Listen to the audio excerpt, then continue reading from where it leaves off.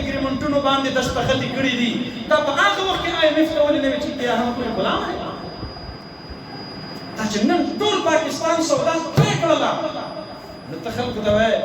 چې بیا هم کوم غلام دی تا باندې چې د بهر دنیا دباو راغی تا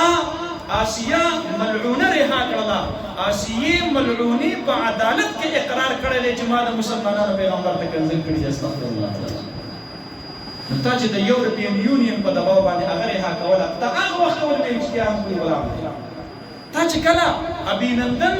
د امریکې په یو فون کال باندې هغوی ته حواله کو ته هغه وخت ولې نه وې چې بیا هم کوم غلام دی تا چې د انډیا کم جاسوس چې دلته زموږ سره کلبوشن هغه زموږ سره قید دی د پاکستان د ادارو زیر حراست دی نو تا د اسمبلی نه هغه ته د سهولتکارۍ ورکولو دپاره کونسلر رسایي تا د هغې قانون سازي وکړله په بین الاقوامي دباو باندې تا ولې په هغه وخت کې نه دی چې دا زما د ملک غدار دی او جاسوس دی ما ګرفتار کړی دی زه ته له هېڅ سهولت نه ورکوم ته زما د ملک شهریان وجلي دي د ده په غاړه کې د قصهخوانۍ د مسلمانانو د پښتنو وینې پرتې دي ولې په هغه وخت کې د دې خبرو اظهار نه کوو داسې حالت کې حکومت پاتې دی چې تر سټیټ بینک آف پاکستان پورې معاهده شوې ده او عمران خان صاحب IMF ته حواله کړی نو زموږ سټیټ بینک هم زموږ په اختیار کې نه دی د پاکستان اکانومي د IMF په اختیار کې ده سبسډیز ختمول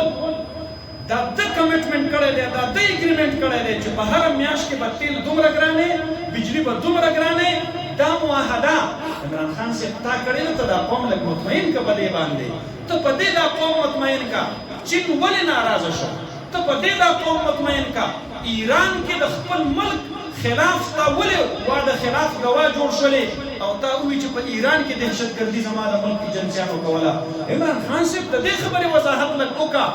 چې د کولالمپور سمټ چې کوم د ترکی د ملایشیا او د پاکستان په اشتراک باندې تا کېښودلی و ته چې نن د خلکو ته وایې چې کیا هم کوئی غلام ہے ته په یو ټلیفون کال باندې د هغې سمټ نه ولې پاتې شوی سعودي عرب ولې تا نه چې کوم دی نو ناراض شوی دی ولې تا د IMF په اګریمنټونو باندې دستخط کړي دي دا په هغه وخت کې IMF ته ولې نه وي چې بیا هم کوئی غلام دی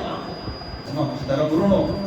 زه دې نوجوان نسل ته دې خپل نوجوانانو وروڼو ته دې خپل ویل ایجوکیټډ ښه تعلیم یافته وروڼو ته زه دا درخواست کوم مهذب سیاست وکړو سنجیده سیاست وکړو دلیل سره به سیاست کوو شرافت سره به سیاست کوو سیاست کې اختلاف د هر چا حق دی ګورئ په جمعیت علما کې چې نن دا کم سپین ږیرو دي ما ته دلته مشران ناست دا حاجي صاحب سپین ږیری زموږ امیر دی دا نور زموږ مشران دلته ناست دلته ښکلي تکړه ځوانان دي په دې کې زمیندار هم شته دی په دې کې نوکر پیشه هم شته دی په دې کې تاجران هم شته دی په دې کې دوکانداران هم شته دی د جمعیت علما اسلام سوچ څه دی